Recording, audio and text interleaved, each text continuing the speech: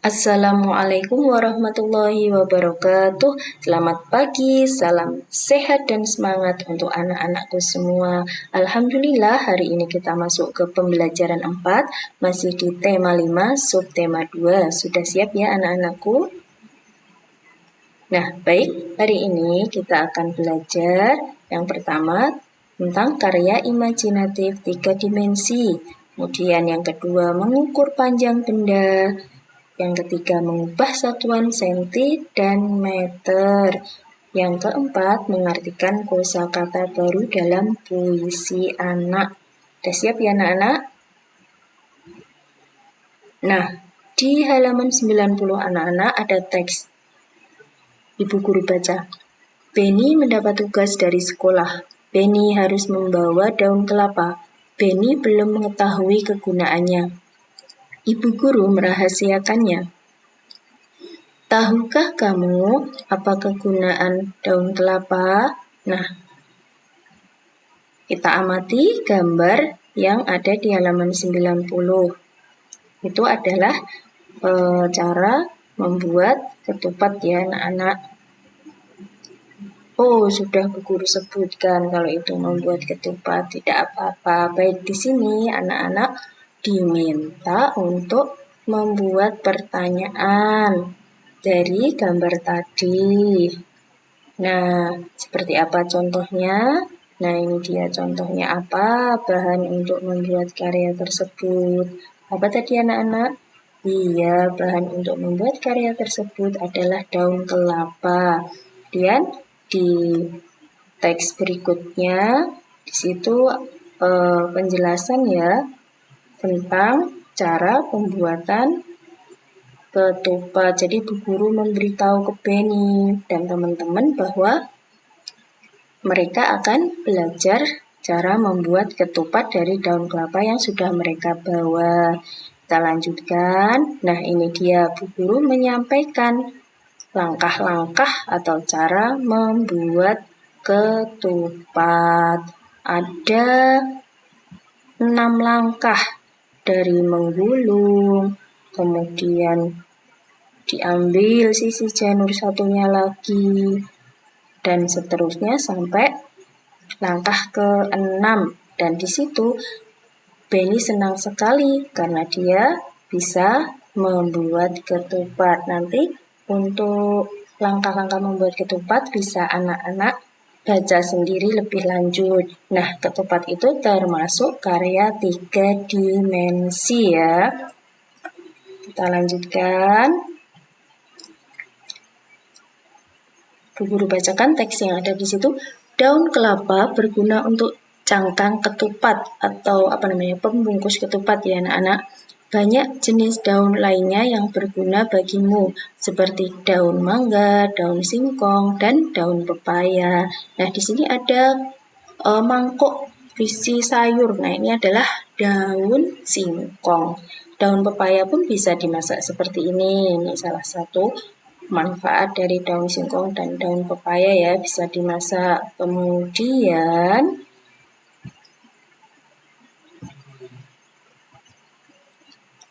nah, ini dia daun mangga.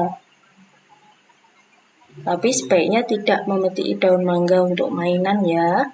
Kemudian yang ini adalah daun pepaya.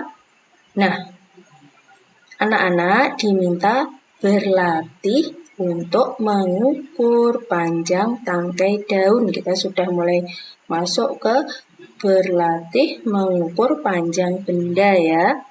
Nah, yang diminta adalah tangkai daun. Tangkai daun yang mana, Bu? Nah, ini dia tangkai daun pepaya. Nanti kalau misalnya masih bingung tangkai daun yang mana, boleh diukur langsung daunnya saja. Di sini Bu Guru sudah mengukur tangkai daun terong yang panjangnya 6 cm. Kemudian juga tangkai daun pepaya yang panjangnya 58 cm.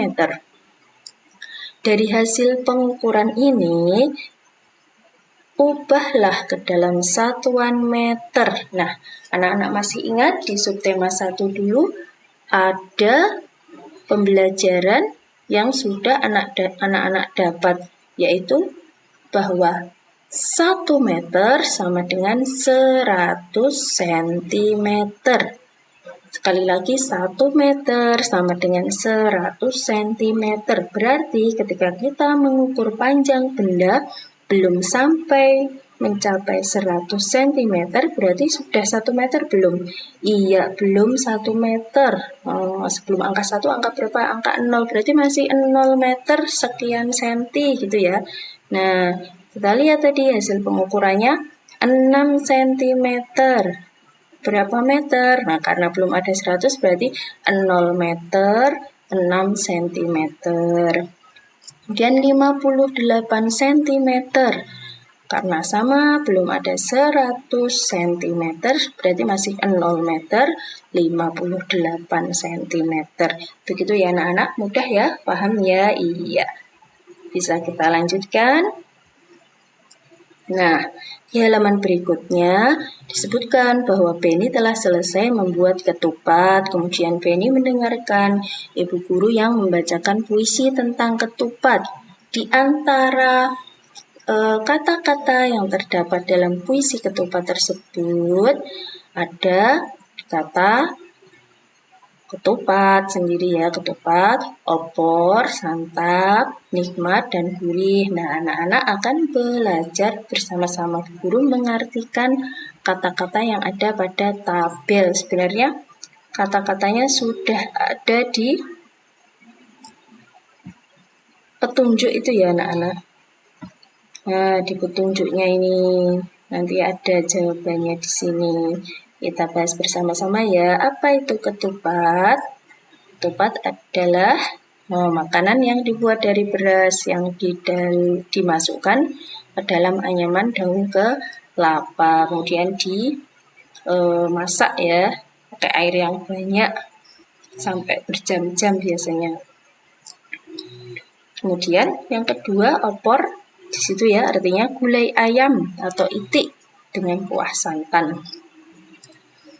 Kemudian santap yaitu memakan atau meminum. Nikmat, enak, lezat, gurih, enak rasanya seperti ikan goreng. Itu sebenarnya nanti ada di nomor 1 sampai 5 yang diminta menemukan kata ya. Jadi ini saling berkaitan. Nah, di sini